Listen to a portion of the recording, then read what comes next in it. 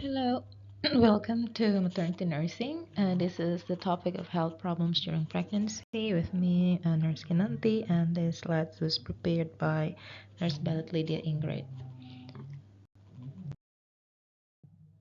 Today we're going to talk about the health problems during pregnancy. There are 5 topics that we are going to cover. The first one is gestational diabetes mellitus, hyperemesis gravidarum or HEG, hypertension in pregnancy, cardiovascular disorder during pregnancy, and anemia in pregnancy.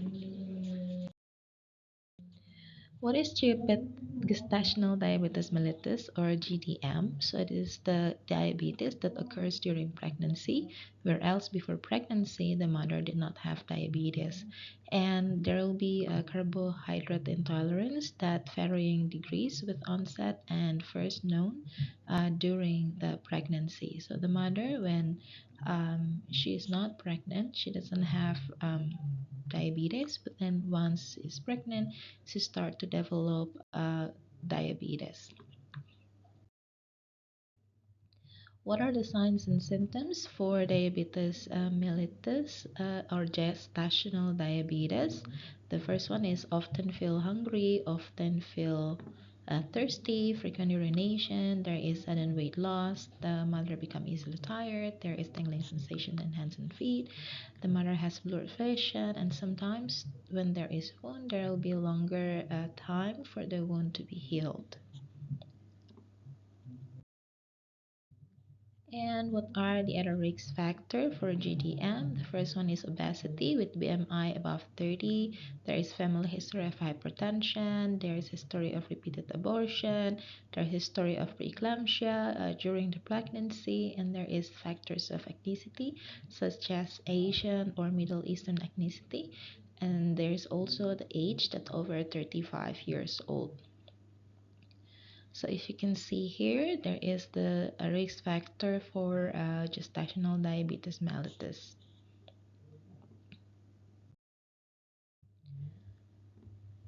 Well, here is the risk factor as well for gestational diabetes mellitus. It could be because of the environmental risk factors such as physical environment, built environment. There is also environmental exposure. There's also socioeconomic risk factors, which includes education and income. There is individual risk factors such as ethnicity, genetics, prenatal exposures, lifestyle behaviors, dietary patterns, inflammations, and adiposity. Well, this type of risk factor can cause then gestational diabetes mellitus, which then can increase the complication maternally, neonatally, or even during the delivery. The short complication that will happen, such as preeclampsia and eclampsia for the mother, for the neonatal itself will be macrosomia, there will be large for gestational age, the shoulder dystocia, or even higher body fat by the baby. In the delivery itself, it will prolong the labor, then the mother will have the tendency to have C-section as well as complications during surgery or after surgery, and then it needs to stay in the hospital longer. There will be also maternal hemorrhage or even infection. For the long-term complications for both mother and child, the mother will develop type 2 diabetes mellitus. There will be also cardiovascular diseases and metabolic syndromes or even obesity for the mother and the baby. Now let's look at the complications. As I have mentioned before, the short term will be preeclampsia, macrosomia, large for gestational age, prolonged labor, and cesarean birth. The long term will be type 2 diabetes, obesity, cardiovascular disease, and metabolic disorder. Another thing that will happen as complications of gestational diabetes mellitus is visual impairment. There will also be eclampsia or preeclampsia. There will be also miscarriage or abortion. There will be prolonged labor or what we call it's a stuck labor. So it's not advancing in parturition. And there will be also premature birth as well as cesarean section delivery. Well, next topic that we're going to talk about is actually hyperemesis gravidarum, or what we call HEG. So in HEG, what happened is that there is a debilitating and potentially life-threatening disease in the pregnancy, which characterized by rapid weight loss, malnutrition, and dehydration due to incessant nausea and vomiting, which potentially harm the mother and the baby. Well, this happen during the first trimester in pregnancy, but sometimes also can last. And their signs and symptoms are actually prolonged and frequent and severe vomiting. The mother have a rapid weight loss.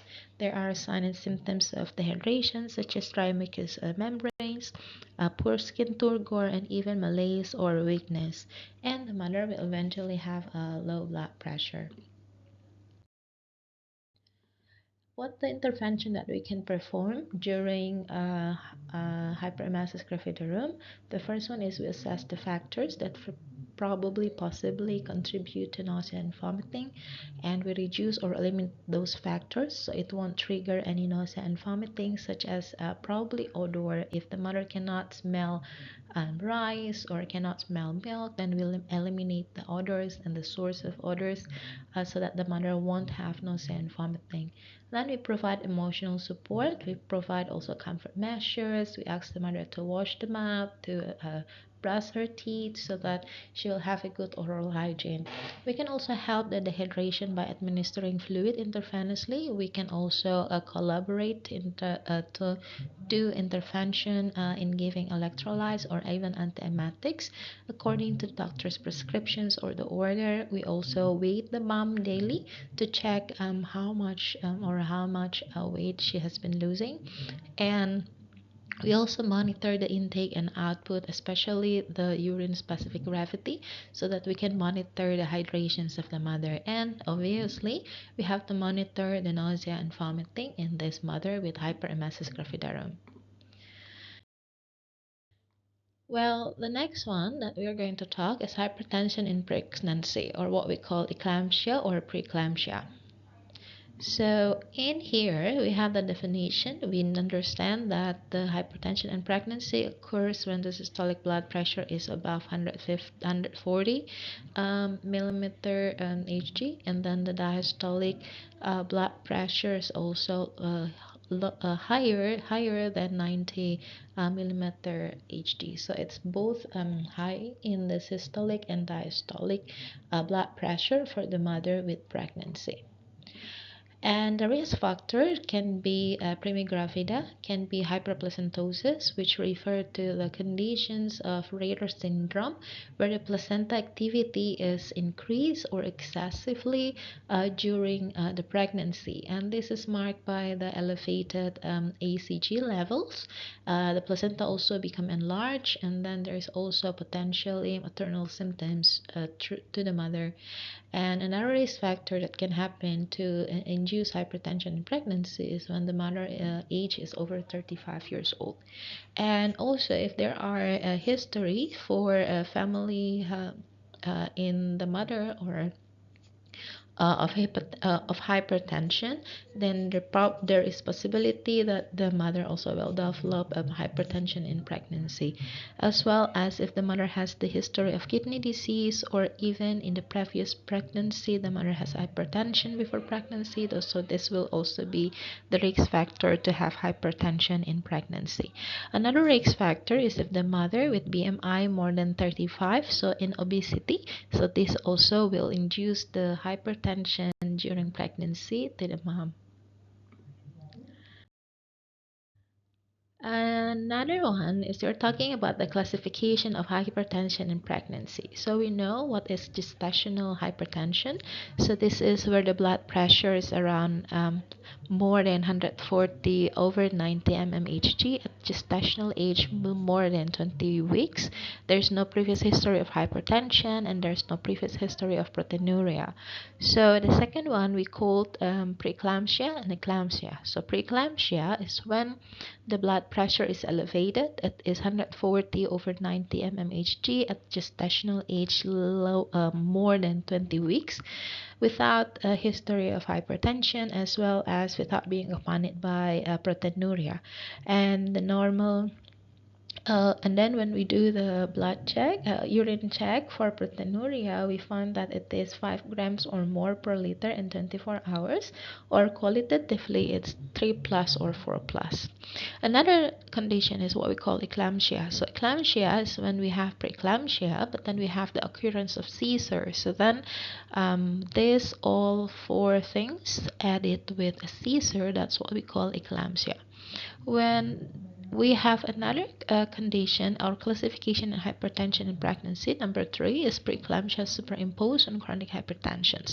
So what happened is that this is a new onset of proteinuria in women with hypertension less than 20 weeks, and in hypertension and proteinuria appear less than 20 weeks. So what happened here is that the mother already have hypertension, and then the hypertension in pregnancy occurs less than 20 weeks with proteinuria, and yeah, that's what we call superimposed on chronic hypertension. So it's like caused by the previous history of hypertension.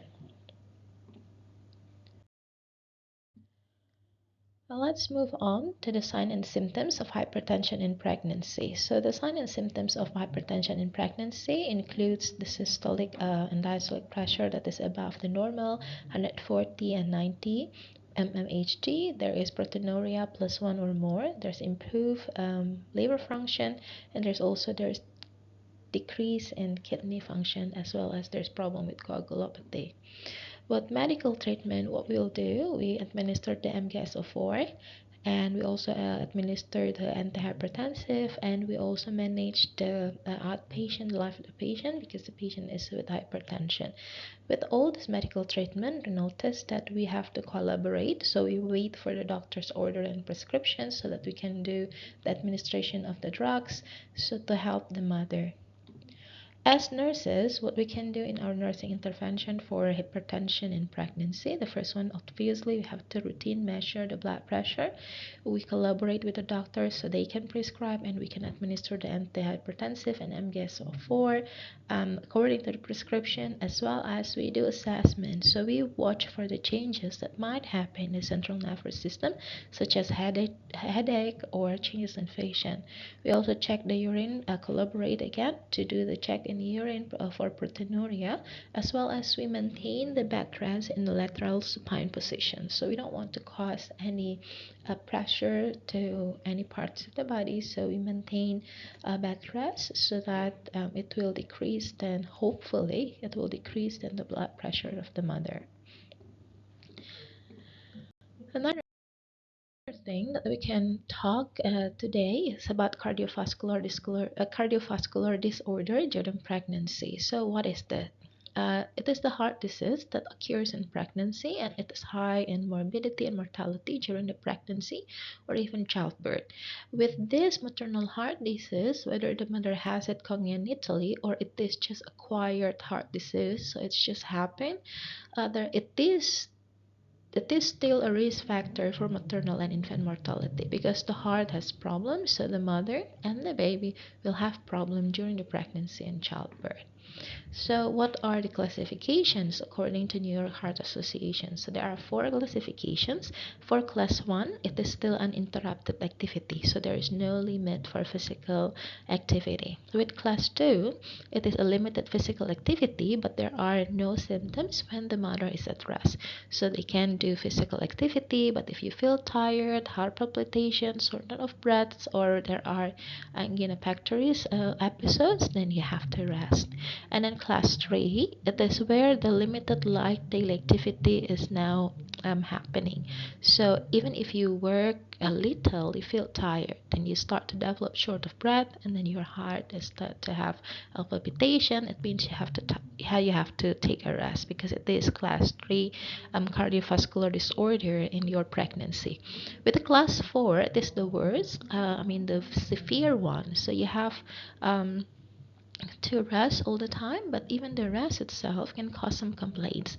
So it probably caused by the decompensations of your heart that happen even while you are at rest and during your pregnancy. Another thing that we need to understand is the etiology of cardiovascular disease during pregnancy. So there are two, primary and secondary. The primary is about congenital abnormalities, valve problem, probably ischemic, and then also probably cardiomyopathy. The secondary, it's because this disease happened because there are hypertension and severe anemia. So the mother then develop a cardiovascular disease because there are another underlying diseases that happen to the mother. And what can we do? What are the treatment that we can do for each class of cardiovascular disease? So the first one for class 1 and 2, we emphasize the mother to get enough rest. We avoid the contact with people who can transmit upper respiratory tract infection or those who are smoking because we don't want the mother to get more sick. And then we do assessment on the early signs of decompensation, such as cough, basal crackles, dyspnea, and hemoptysis.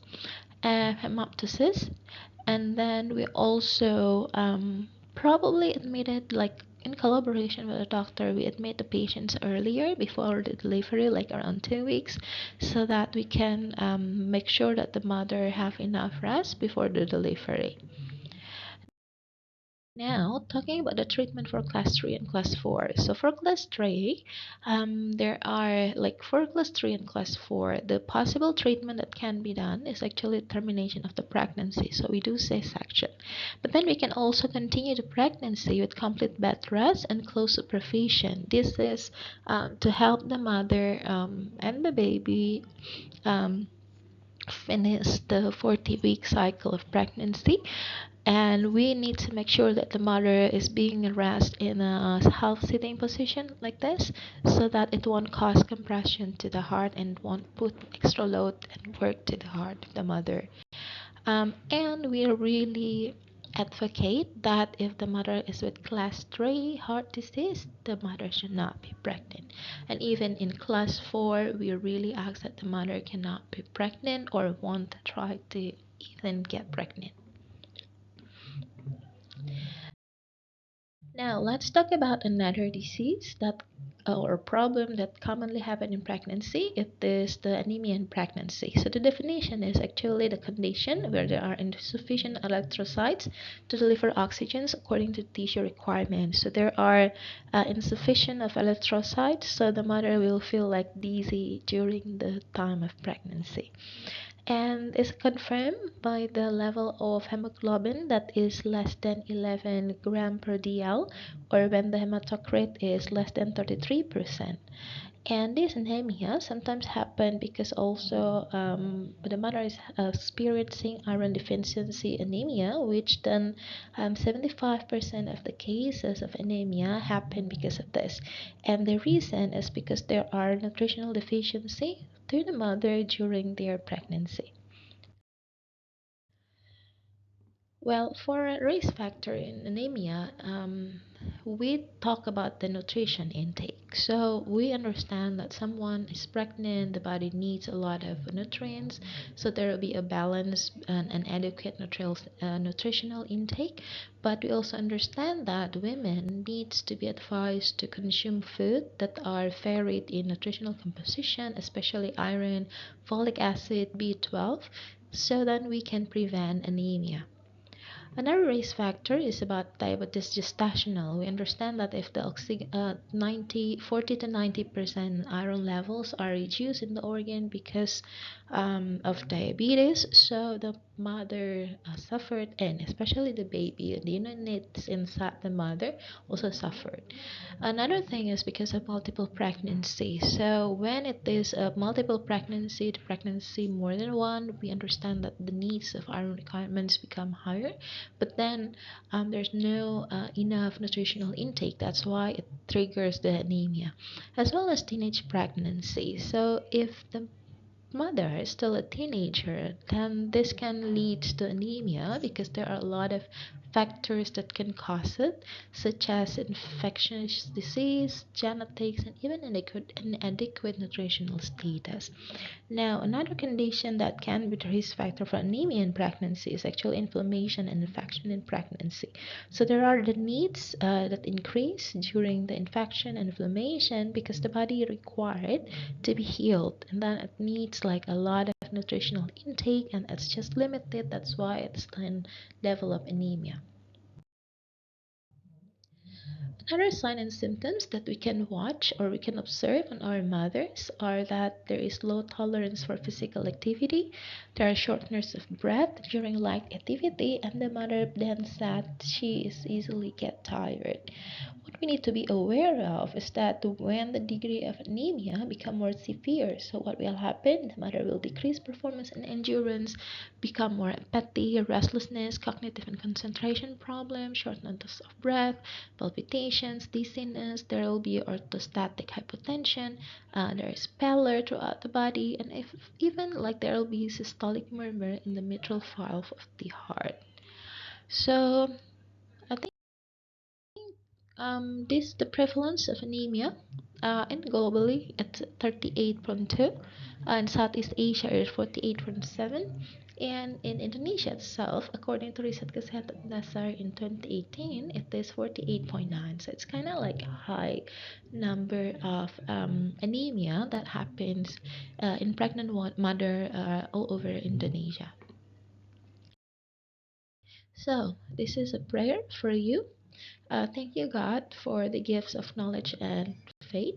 Please bless my study today and every day. Help me to learn and grow and remember everything that I need to know. Amen. So I hope that you enjoy studying week 4 materials, and please post your question in the discussion forum. And these are the list of reference. Thank you.